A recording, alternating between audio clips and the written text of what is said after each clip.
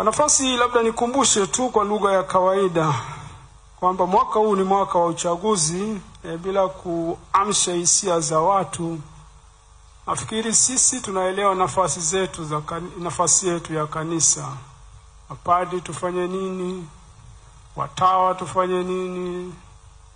Kiongozi yeyote wa kanisa afanye nini?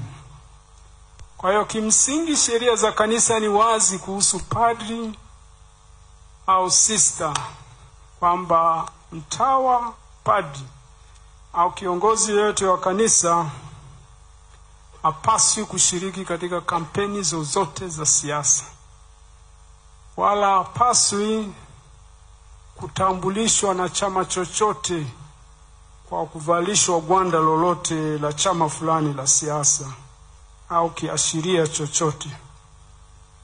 Kwa hiyo ni marufuku kwa padri, marufuku kwa watawa, marufuku kwenu nyinyi wa seminaristi kuonekana kwenye kampeni ya siasa. Marufuku kubwa. Hatutakiwi kuonekana huko. Na ni vibaya watu kurubuni na kuhadaa watu. Hao wahusika wakipita kwenye nyumba za kanisa, wakipita kwenye konventi za kanisa, kuhadaa na kuwarubuni, hiyo ni dhambi. Haipaswi kumrubuni mtu kitu ambacho hafahamu. Unamkamata mnovisi, unamkamata mtawa mmoja mklara ambaye hata radio asikilizi, taarifa ya habari asomi, unamsomba tu, alafu unamwelekeza, unamfanyisha ile doctrination. Hiyo ni dhambi na ni makosa makubwa, marufuku. Kama watu wanaamini, marufuku kwenu wa seminaristi pia kuvaa t-shirt au kofia chama chochote cha siasa hata wakati wa mchezo.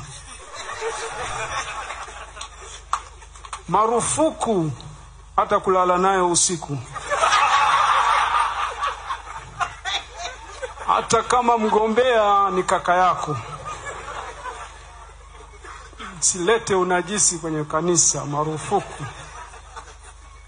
Kama wahusika wanafikiri wana wafuasi huku, haina shida.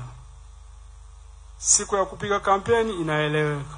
Siku ya kupiga kura inaeleweka. Kama wewe ni mfuasi, basi kapiga kura siku hiyo. Isipokuwa tunakumbusha moja, kabla ya kwenda huko, tathmini kidogo dhamiri yako.